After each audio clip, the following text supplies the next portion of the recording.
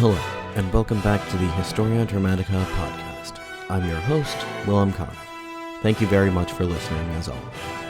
In the last episode of our series on Girolamo Savonarola, we discussed the aftermath of the climactic events of 1494 in the city of Florence, Italy. The French invasion of Italy had an immediate destabilizing effect across the entire peninsula. The city of Florence was thrown into chaos in the wake of the French army's advance, resulting in the ousting of the city's leader, Piero de' Medici, also called Piero the Unfortunate. Fortunately for Florence, they managed to avoid the fate that had befallen several other cities in Italy, thanks in part to the actions of Savonarola, who personally negotiated with the French king, Charles VIII, convincing him to not sack the city. The French did go on to briefly occupy the city as per their agreement.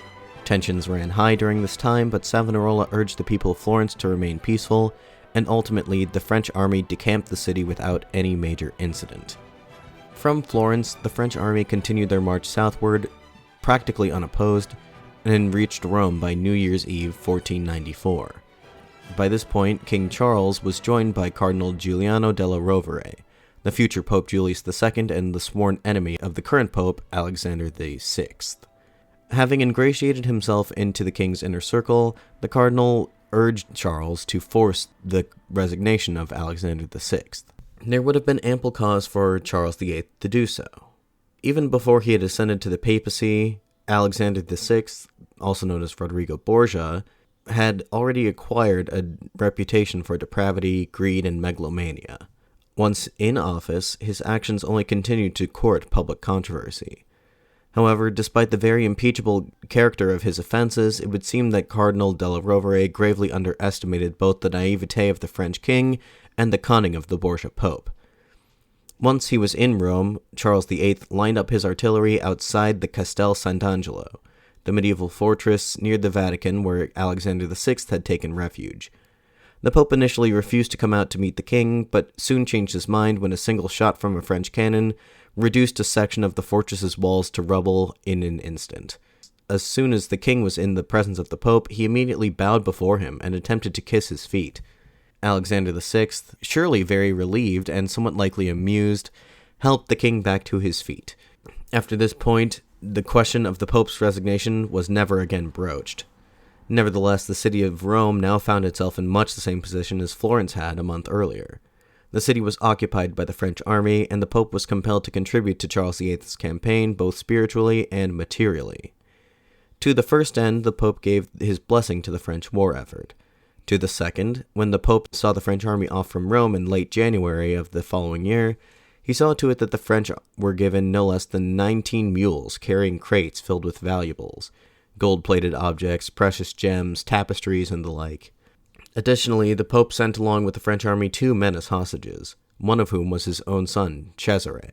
The other hostage was Sem Sultan, the brother of the Ottoman Sultan Bayezid II, and a claimant to the Ottoman throne. How exactly this Turkish prince ended up in the Pope's custody in Rome is frankly a long and convoluted story, likely one that I will tell in full another day.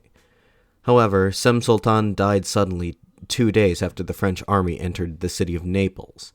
The exact circumstances of his death are not known for certain. Some historians suggest that he was poisoned, although it seems more likely that he simply died of pneumonia. That digression aside, the French army departed from Rome on January 28, 1495, with their hostages and a caravan full of treasure-laden mules in tow. After 2 days on the road, Cesare Borgia slipped away from the army, taking half of his father's gifts along with him. Upon closer inspection, the French discovered that the remaining crates that they still had with them were in fact empty. Charles VIII was none too pleased with this development, but he did not turn around and continued on to Naples, which he reached by February 22nd. The King of Naples, Alfonso II, fled the city in advance of the French arrival. A deeply superstitious man, he had been convinced by a series of ill omens to abdicate the throne. He then took refuge in a monastery near Messina, on the island of Sicily, where he stayed for less than a year before dying there at the age of 47. The new king, Alfonso II's son, was crowned as King Ferrante II. Hardly a month after his coronation, the new king of Naples fled the city and traveled to Zaragoza in Spain, the seat of his cousin, the confusingly similarly named King Ferdinand II of Aragon. In the king's absence, the French were able to take Naples completely unopposed.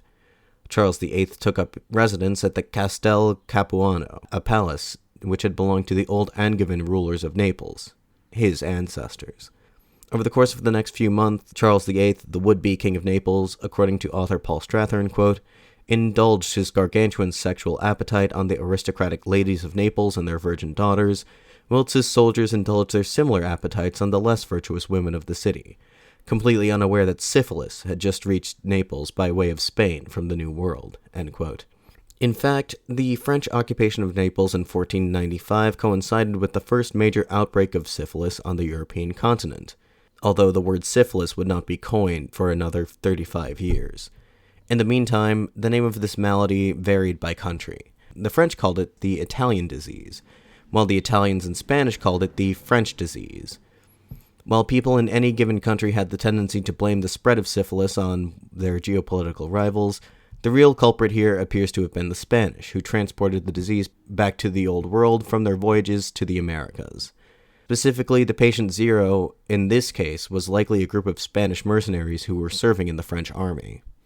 While Charles VIII and his men recklessly spread the French/Italian/Spanish disease in Naples, the various cities of Italy were in the process of forming a coalition to combat French hegemony in Italy. The primary mover behind this alliance was none other than Pope Alexander VI. Although he had roundly outsmarted the French king, he was determined to avenge his humiliation at his hands and to prevent him from doing so again.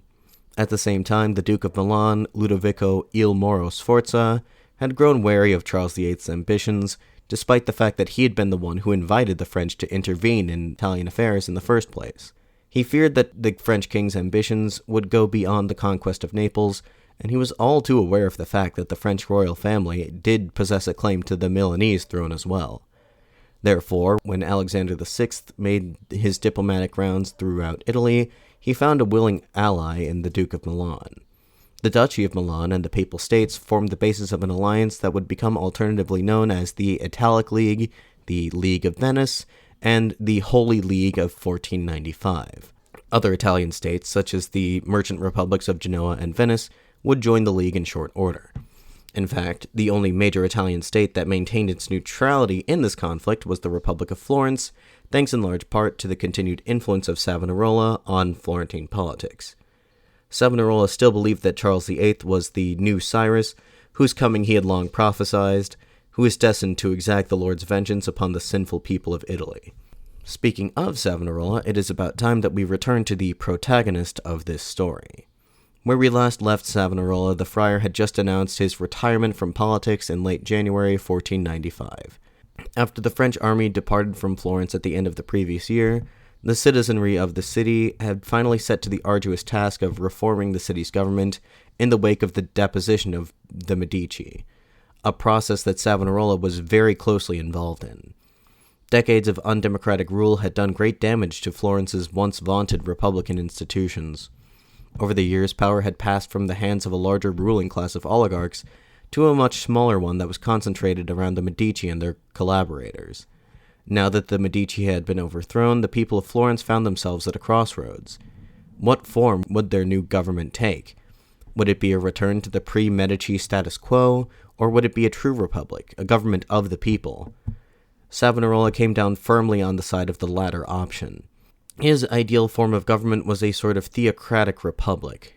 In this arrangement, political power would be devolved into the hands of the masses, but as Savonarola was always keen to remind his congregation, God would remain the true ruler of the city. In his conception of politics, republican revival and spiritual virtue went hand in hand. It was not possible to have one without the other. Of course, wresting political power back away from the ruling class was a daunting prospect, to say the least. Savonarola's most pressing task at this time was to create a Great Council. This was to be a new political organ consisting of all tax-paying male citizens aged 29 years or older. The Great Council would be given wide-ranging legislative and executive functions. In effect, it would be the body in which the sovereignty of Florence would reside. The Great Council convened for the first time in late December 1494, but for Savonarola this was merely the beginning of his work. Next, he sought to limit the power of the Signoria, Florence's chief executive body, by divesting it of the ability to sentence anyone to death with only 6 votes out of 9. This was the infamous Law of the 6 Beans, so called because the magistrates of the Signoria voted using beans. Predictably, the Signoria resented having this power stripped away from them, and so they recruited 2 rival clergymen to preach against Savonarola's continuing influence in the political sphere. For a moment, it seems as though their efforts had succeeded, as on January 25th, Savonarola abruptly announced his resignation from politics. For this, he did not state a reason, although we can infer that the friar was physically and mentally exhausted from the events of the past 3 months, during which time a number of people very close to him had died. Savonarola's untimely retirement was greatly upsetting to many, but ultimately was not fated to last very long, only for 5 weeks. On March 1st, the friar took to the pulpit again to deliver his yearly Lenten sermons.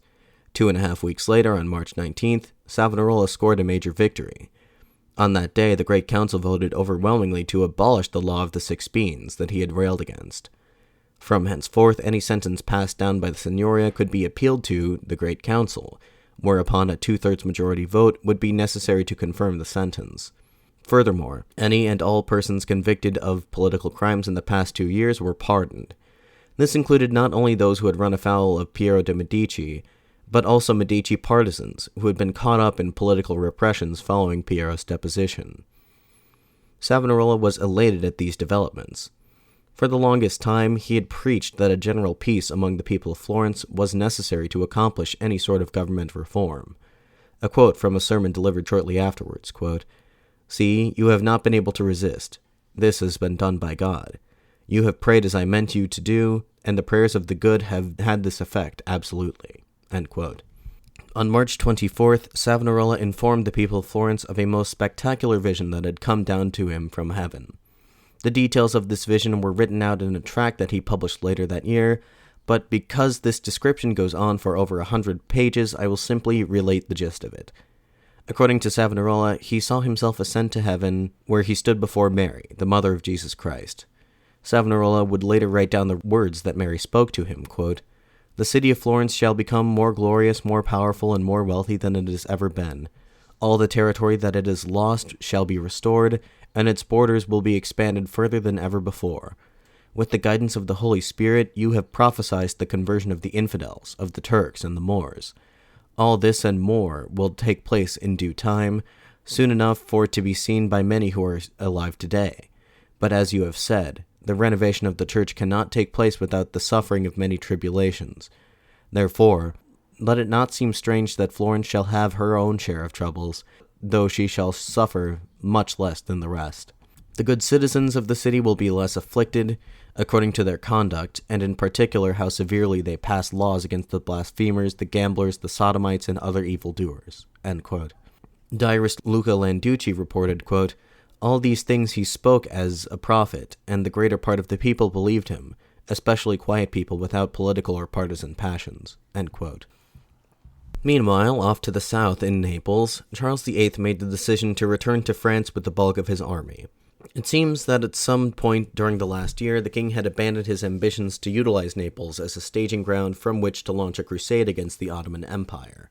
In Florence, news of the formation of the Holy League, as well as the king's departure from Naples in mid-May, had been the cause of great anxiety. Many in Florence remained wary of the true intentions of the French king. After all, they had failed to extract a concrete promise from him that he would not attempt to reinstate Medici rule in Florence. On May 16th, these suspicions were only heightened when 2 noblemen were arrested, charged with conspiring to facilitate Piero de' Medici's return to Florence. The arrival of Charles VIII was meant to be a signal for the Medici loyalists to stage an uprising. Despite accusations that he wished to see the Medici restored, and despite his seeming reluctance to carry out his divine mission to reform the church, Savonarola never lost his faith in the new Cyrus that he had so often told about.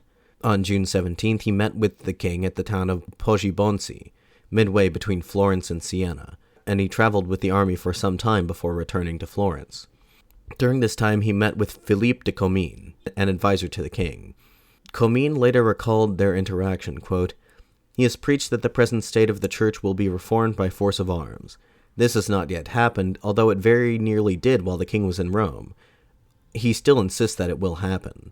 I also asked him if the king would be able to get back to France without danger to himself in view of the great army which has been assembled by the Venetians, about which he seemed to know more than I did.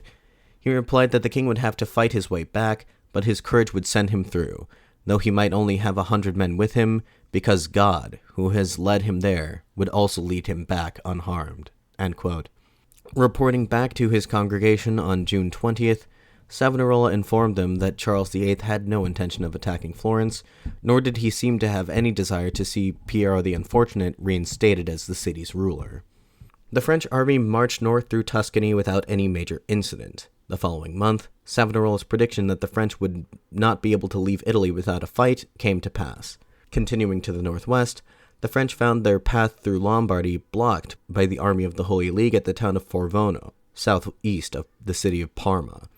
The coalition army outnumbered the French by 2-1, but the French were supported by their formidable artillery. The battle unfolded over the course of 8 hours, during which time nearly a fourth of the League's soldiers were killed.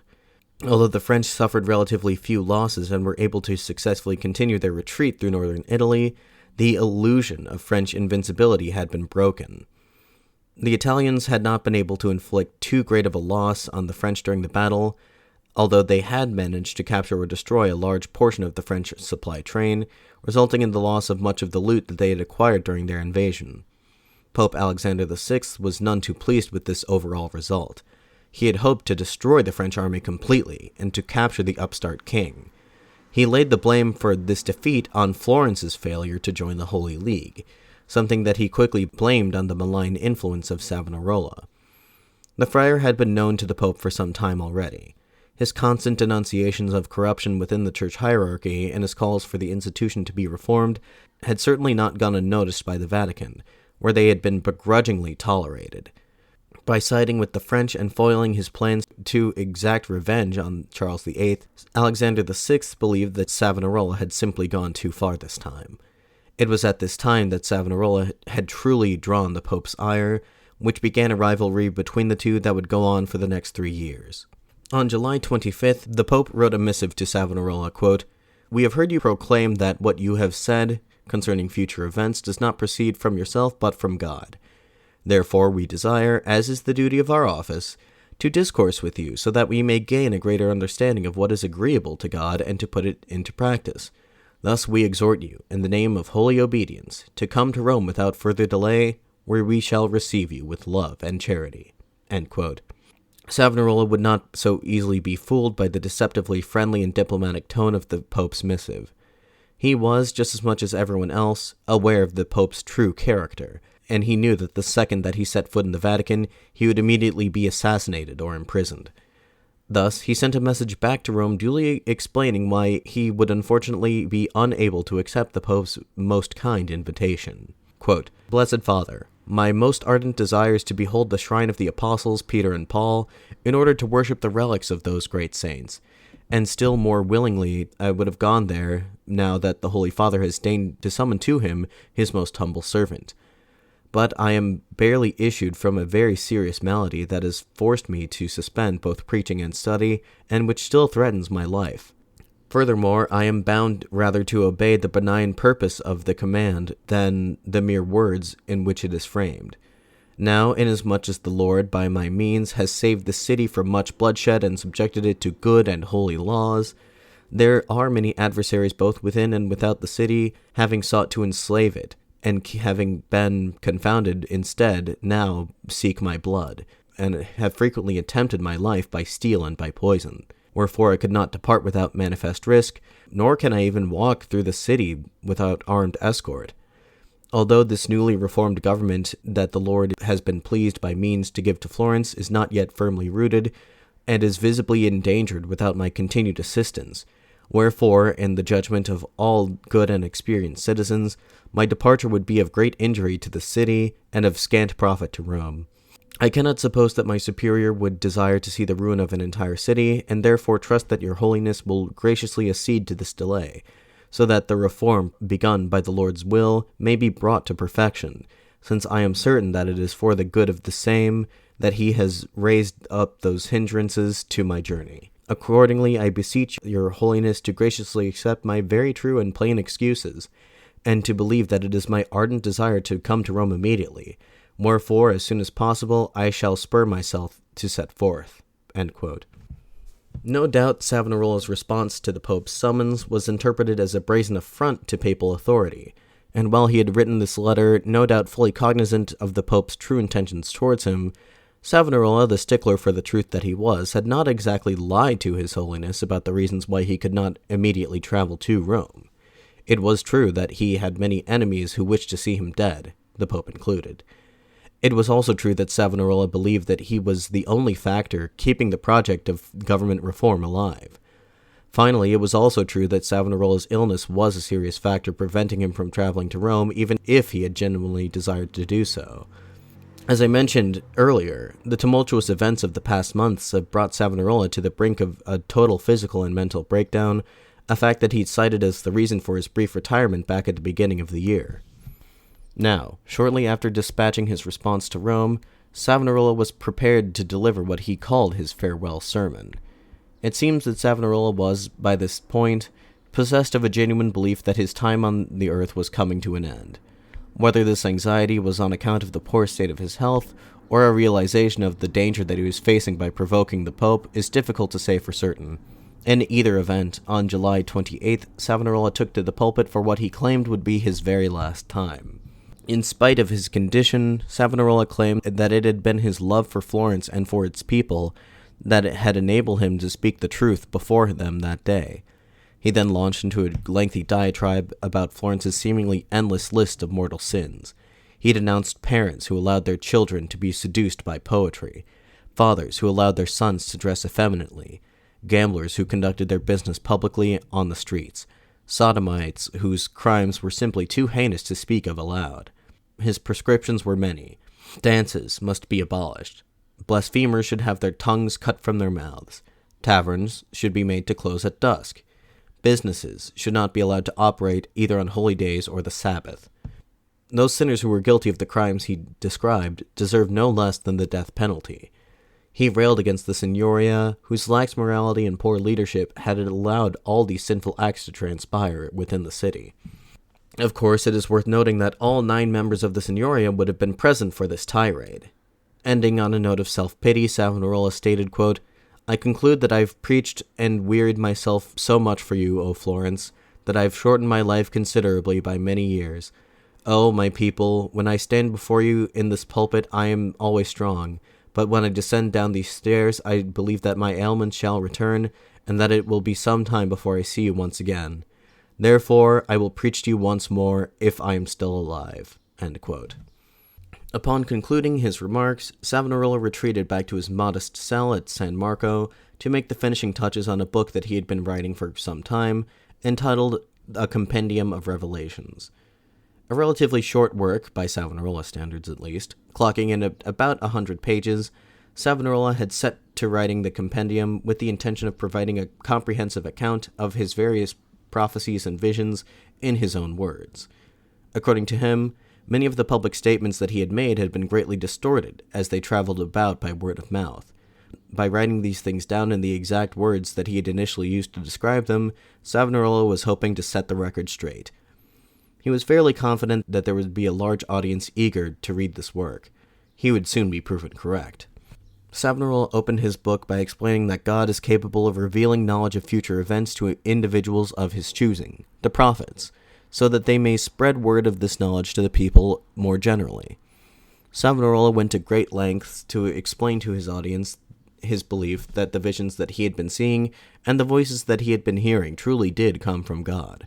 First of all, he pointed out that divine revelation had extensive precedent in the Bible. How did Savonarola know that these revelations had originated from God and not Satan, perhaps? He claimed that he could tell that these visions were from God because they were, quote, infused with a certain supernatural light, end quote. The question as to whether or not Savonarola had truly heard or truly seen these things that he had claimed to have heard and seen is difficult to answer without any historical certainty. His belief in his visions seems sincere enough, for whatever his own word is worth. Given what we know now, it may be that Savonarola suffered from genuine hallucinations, which could have been caused by a whole host of psychological factors. Were these hallucinations a side effect of the intense migraines which he was afflicted with throughout his entire life? Did he suffer from schizophrenia or psychosis? There is little doubt that, whatever the case may have been, his lifestyle would have contributed to whichever mental illness he may have been afflicted with. His daily routines of constant vigils and fasting meant that he ate and slept very little, and sleep deprivation and extreme hunger are both factors that are linked to hallucinations and psychosis. It is not my intention here to get bogged down in details that we cannot really know for certain. In any event, the important thing is that Savonarola himself was utterly convinced that his visions had come to him from God. And, more importantly, he had managed to convince many others of this fact as well. The remainder of his compendium consists of a brief retelling of his career from the time that he first arrived in Florence back in 1490, and of the events that he prophesied, many of which had since come to pass. The centerpiece of this book was his description of his most recent vision, that being his encounter with the Virgin Mary in heaven, as I described previously. Savonarola's Compendium of Revelations was first published in August of 1495. As it would turn out, Savonarola was right in assuming that there would be a large audience of people who were eager to read this work. His writing quickly spread far beyond the borders of Italy itself, and were sought out by some of the most powerful and influential people of the era. Before the end of the year, the book had undergone 5 more printing cycles, with copies in both Italian and Latin being produced as far afield as Paris and Ulm. Allegedly, even the Ottoman Sultan, Bayezid II, had requested a copy. Among others, Savonarola had hoped that the Pope would be among the many to read his compendium. In his response to the Pope, he had written, quote, "Should your holiness desire greater certitude on the matters publicly foretold by me concerning the chastisement of Italy and the renovation of the Church, you will find them set forth in the little book of mine that is now being made public. I was anxious to have these predictions put in print, so that, should they not be fulfilled, the world might know me to be a false prophet. But there are other things of a more hidden nature that must still remain veiled, which I may not as yet reveal to any mortal." End quote. If Savonarola had truly hoped that his little book would help the Pope to come to any sort of understanding with him, he would be sorely mistaken. Whether or not Alexander VI had deigned to read the book himself, or if the contents of it were merely reported to him by a secretary, is unknown. What we do know is that, far from convincing the Pope of the legitimacy of Savonarola's prophetic claims, it only seemed to confirm what he had long suspected. The friar, in addition to being a political nuisance, was a dangerous heretic as well. On September 8th, Alexander VI sent a dispatch to the convent of Santa Croce in Florence. Dropping all pretenses of friendship and nicety, the letter reads as follows, quote, "We have heard that a certain Girolamo Savonarola from Ferrara, of the Order of the Preachers, is delighted with the novelty of a perverse dogma, and in the same insanity of mind is misled by the shift of affairs in Italy, so that without any canonical authority he attests among the people that he has been sent by God, and speaks with God, against the canonical decrees. Moreover, he asserts that Christ Jesus and God lie if he lies, and that anyone not believing his vain assertions therefore puts themselves outside the state of salvation. Although through our letters we have admonished him by virtue of holy obedience to come to us so that we may understand the truth from him and from his own mouth, nevertheless he has not only refused to obey us, but even impudently putting forth his writings to be imbibed in a single setting, which he had previously spouted rashly." End quote. A copy of this decree was also sent along to one Sebastiano Maggi, the vicar general of the Lombard congregation of the Dominican order, with a series of instructions on how to deal with the renegade preacher. Firstly, San Marco would be first placed under the jurisdiction of Maggi and the Lombard congregation. Maggi was also tasked with carrying out a thorough public inquiry into Savonarola's activities, during which time the friar would be prohibited from speaking in public until the inquiry had been concluded. The prior's top 3 lieutenants in San Marco were also reassigned to different convents. The penalty for failure to comply with the Pope's demands was an immediate and automatic excommunication. Alexander VI had now brought the full might of his papal authority to bear upon Savonarola and his followers. The effect that these developments had on San Marco was immediate and devastating. Many of the friar's followers lost heart, but Savonarola was not one to bear such treatment lying down. He claimed that the brief contained no more than 18 different theological mistakes, and on the very same day that he received the missive, he sat to work penning a reply. Savonarola's response clearly demonstrated his massive intellect as well as his tendency towards pedantry. He refuted each of the Pope's claims point by point, basing his argument soundly in both the words of Scripture and in canon law. Savonarola vehemently denied all accusations of heresy and of inadequate submission to the Church. Preaching about future events was not forbidden, he claimed. In fact, this sort of thing had been encouraged in Scripture. As evidence, he pointed to the book of Amos in the Old Testament, quote, "The Lord God shall not perform his word unless he shall have revealed his secret to his own servants, the prophets." End quote. He insisted that the work that he was doing was righteous. Savonarola defended his actions, claiming that his prophecies had made the people of Florence repent for their sins, and thereby saving the city from near certain destruction.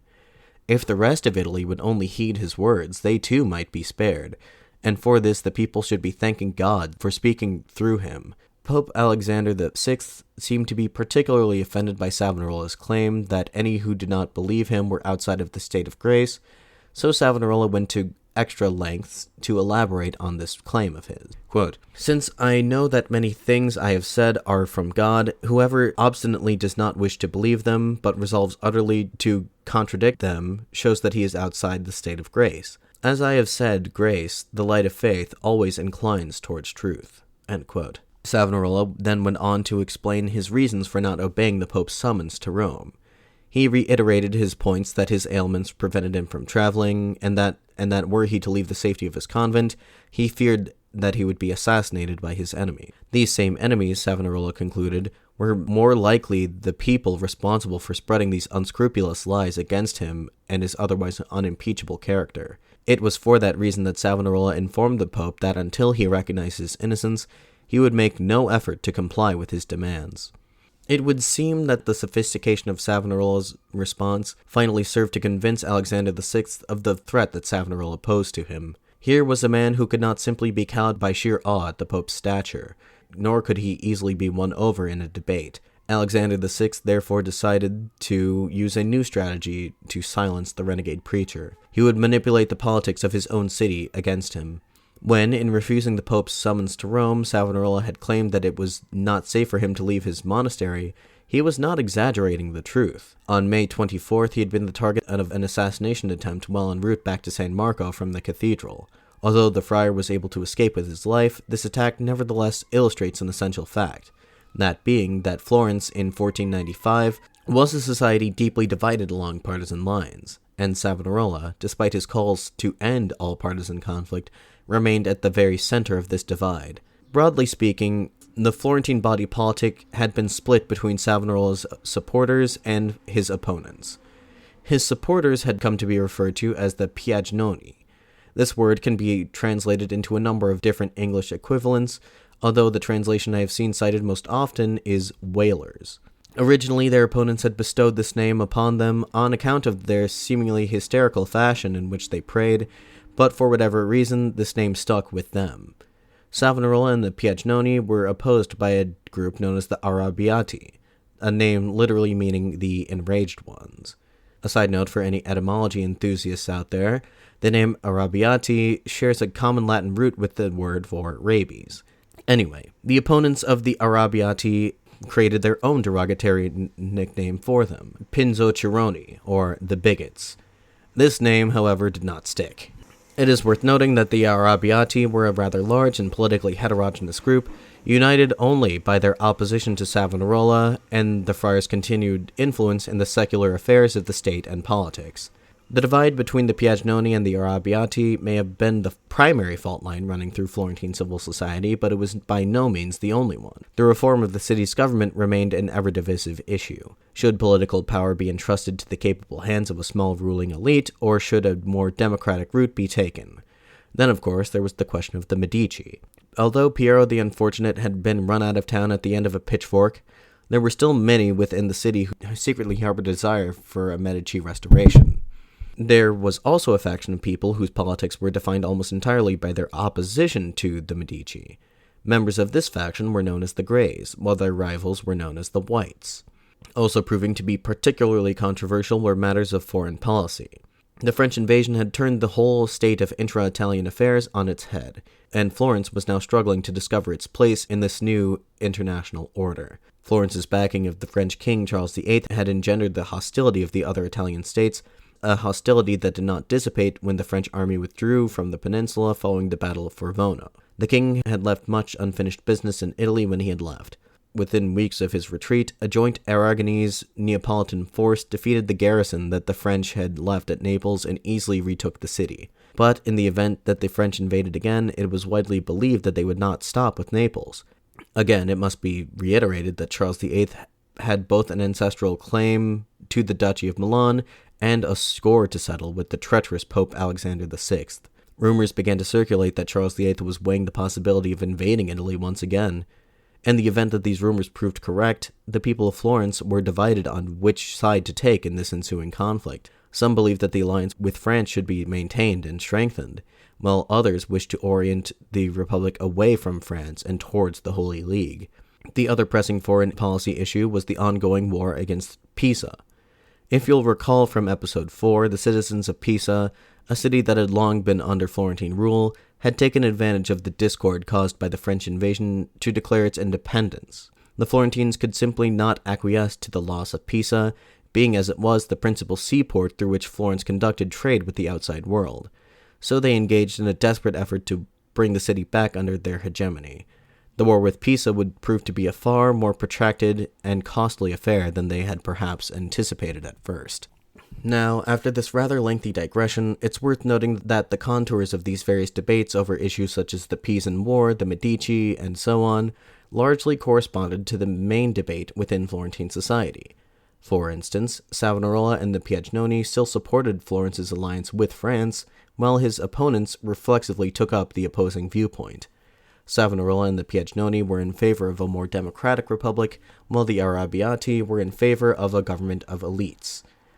Even the alliances of the Whites and Greys were split pretty evenly between the Piagnoni and the Arrabbiati, with the Medici supporters tending to throw their backing behind Savonarola, and the Greys, tending to be as they were a more aristocratic group, opposed him.